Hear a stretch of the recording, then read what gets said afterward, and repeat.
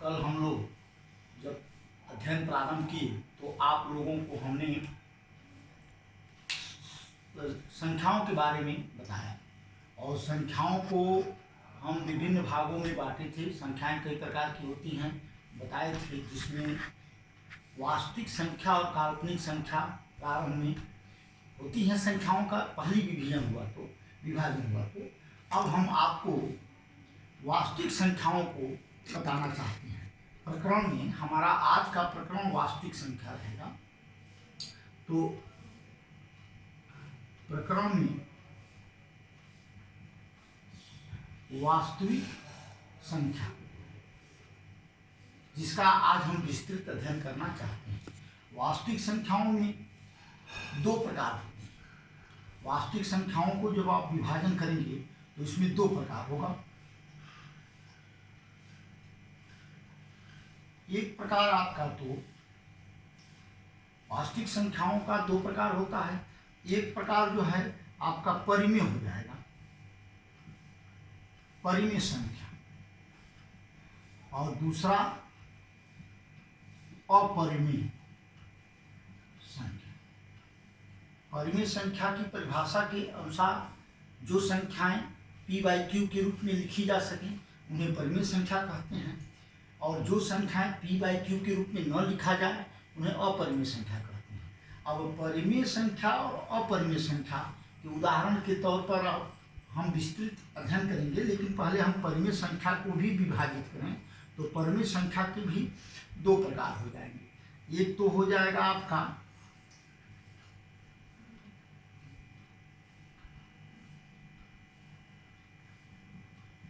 पूर्णांक और एक अपूर्णांक। अब पूर्णांक के भी हम विभाजन करेंगे, पूर्ण संख्याओं पूर्णांक का विभाजन करेंगे तो ये भी हमारा तीन प्रकार का हो जाता है। एक आपका जो है शून्य होता है, यहाँ हम शून्य कहेंगे, जिसको हम संकेत में जीरो कह सकते हैं। यहाँ ऋण संख्याएं आएंगी और यहाँ धन संख्या। इसका मतलब कि पूर्ण संख्याएं जो हैं, पूर्णांक जिसको अंग्रेजी में हम इंटीजर बोलते हैं और इसको नॉन इंटीजर बोलेंगे।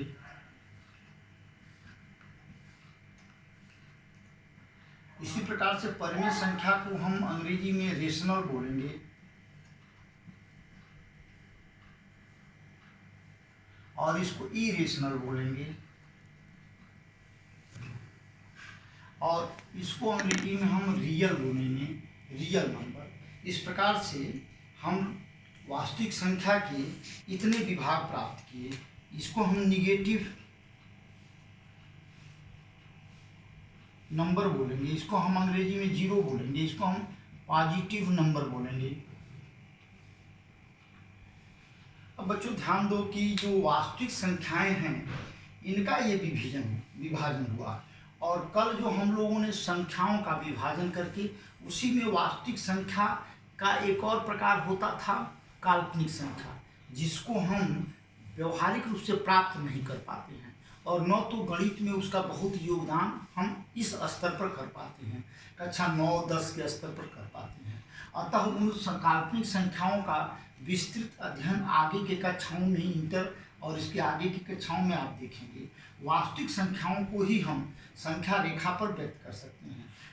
और भी स्पष्ट करने के लिए मैं बता दूं कि जो धन संख्याएं होती हैं उनका प्रारंभ 1 से होता है, 1, 2, 3, 4 और अंत तक ये लिखी नहीं जा सकती, इसका अंत नहीं हो सकता है। और शून्य जो है वो जीरो अपने आप में जीरो है, वह एक ही है। शून्य का कोई बहुत ही एक अंक है शून्य। और ऋणात्मक संख्याएं धनात्मक संख्याओं के समान ही होती हैं, लेकिन इनका -1, -2, -3, -4 और डैश इनफाइनाइट तक, और इसका भी प्लस इनफाइनाइट तक। यानी जो हमारा पूर्ण संख्या है उसके तीन विभाग हो गए, ऋणात्मक संख्या, शून्य और धनात्मक संख्या। शून्य के बाएं तरफ ऋणात्मक संख्या होती है और शून्य के दाहिनी तरफ धनात्मक संख्या होती है। और प्रारंभ में आप इसी धनात्मक संख्या को प्रारंभ में प्राकृत संख्या कहते थे। प्राकृत संख्या जिसको अंग्रेजी में हम नेचुरल नंबर बोलते हैं। और इसका मतलब प्राकृत संख्याओं को ही, धन संख्याओं को ही हम प्राकृत संख्या कहते हैं। अब इसमें अगर जीरो को मिला लीजिए तो होल नंबर कहलाता है। यहाँ से लेकर के यहाँ तक ये होल नंबर हो जाएगा, होल नंबर। इसका मतलब कि प्राकृत संख्याएं जो थी वह केवल एक से प्रारंभ होती थी, और जब शून्य का आविष्कार हो गया तो हमारा शून्य भी इस प्राकृतिक संख्याओं के साथ मिल करके होल नंबर हो गए, पूर्ण अंक हो गया। अब इन्हीं अंकों से मिल करके हम गणित का निर्माण करते हैं। जाहिर सी बात है कि अब आप देखेंगे कि परिमेय संख्या जो होती है उसके उदाहरण के तौर पर आप फॉर एग्जाम्पल हम इसमें देखते हैं, जैसे जीरो भी परिमेय संख्या है।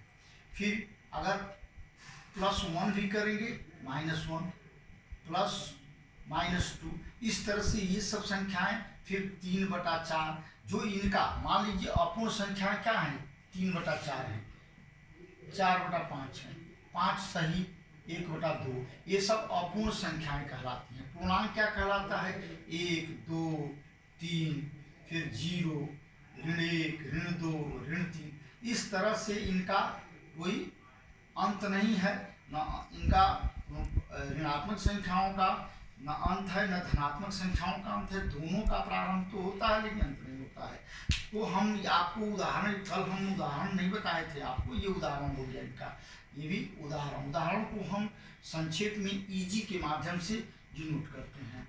फिर अपरिमेय संख्या कौन होती है, तो अपरिमेय संख्याएं वे होती हैं जिनको हम संख्या रेखा पर नहीं करते। जैसे मान लीजिए √3 है, √3 को पूर्ण रूप से नहीं प्राप्त कर सकते हैं। 3rd रूट ऑफ √3 है, या 5th रूट ऑफ 20, 20 का 5वां मूल, 3 का 3रा मूल, 3 का स्क्वायर रूट, वर्गमूल, तो ये सब हम पूर्णांक में नहीं प्राप्त कर पाएंगे। लेकिन अगर वही हम कहते हैं कि √4, तो इसका वर्गमूल 2 हो जाएगा, +2 हो जाएगा और -2 हो जाएगा।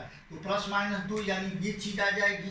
तो हम ये कह सकते हैं कि √4, √9 भी हो, √16 भी हो, तो आप देखेंगे कि इन अंडर रूटों में, या 3rd रूट ऑफ √27 हो, तो आप देखेंगे कि √4, √9, √16, 3rd रूट ऑफ √27, इन सब का पूर्णांक हो जाएगा। लेकिन इन सबों का पूर्ण अंक प्राप्त नहीं हो सकता, डेसिमल प्राप्त होगा, दशमलव में अंक प्राप्त होंगे। इस नाते हम इसको संख्या रेखा पर इनका हम व्यक्त नहीं कर सकते हैं।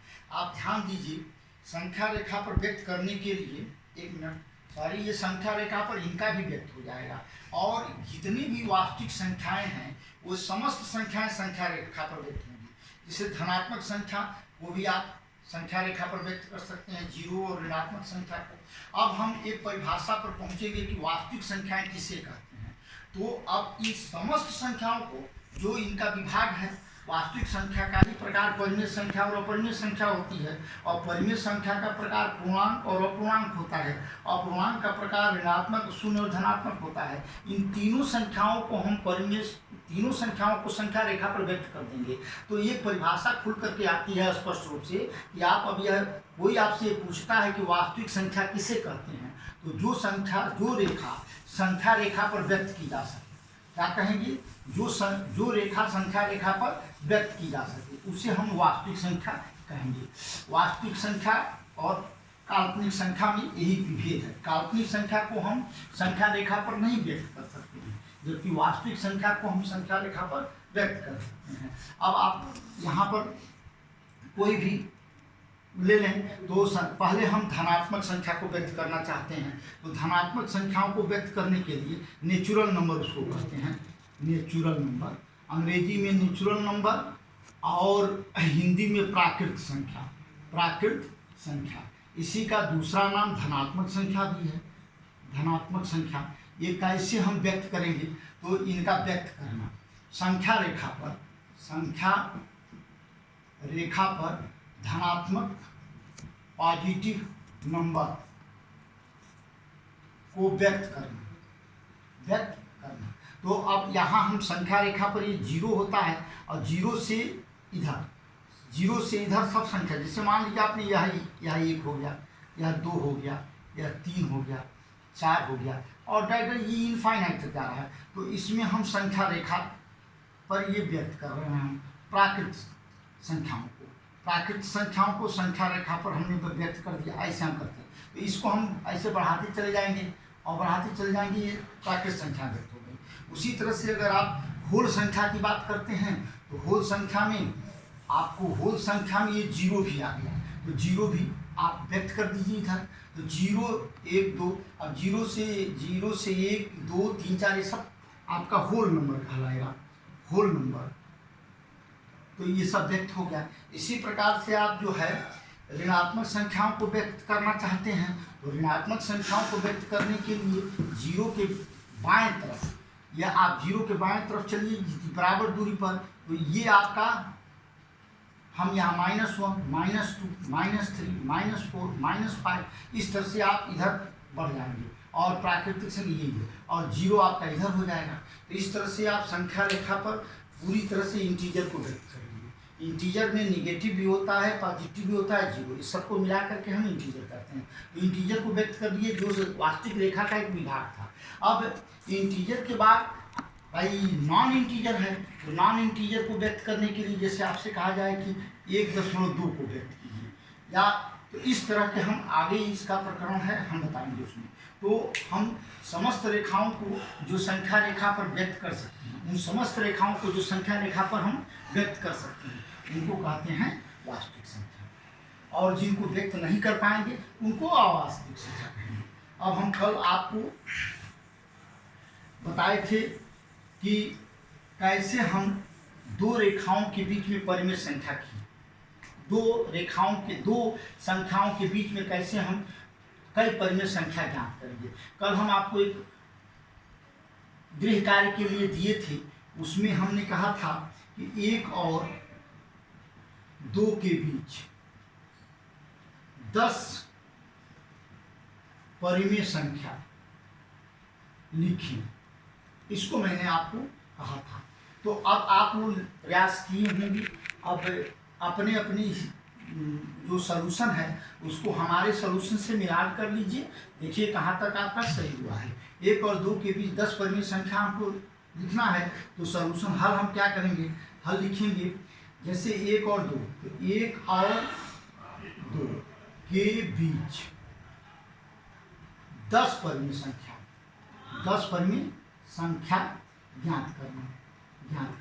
तो हम क्या करेंगे कि 1 और 2 का हर क्या है, जिसका कोई हर नहीं होता है, दिखता नहीं है, उसका हर 1 मान लिया जाता है। तो 1 और 2 के बीच अर्थात या इम्प्लाइज दैट हम लिखेंगे 1/1 और 2/1, कोई अंतर नहीं होगा। इम्प्लाइज दैट 1/1 और 2/1 के बीच हम परिमेय संख्या निकालना है। तो फिर अब हम क्या करेंगे, 10 परिमेय संख्या निकालना है, तो 10 में 1 जोड़ लीजिए, कितना हुआ भाई, 11 हुआ। अब 11 नीचे होना चाहिए, दोनों अंकों के बीच 11, हर में 11 होना चाहिए, दोनों 1 और 2 के हर में 11 होना चाहिए।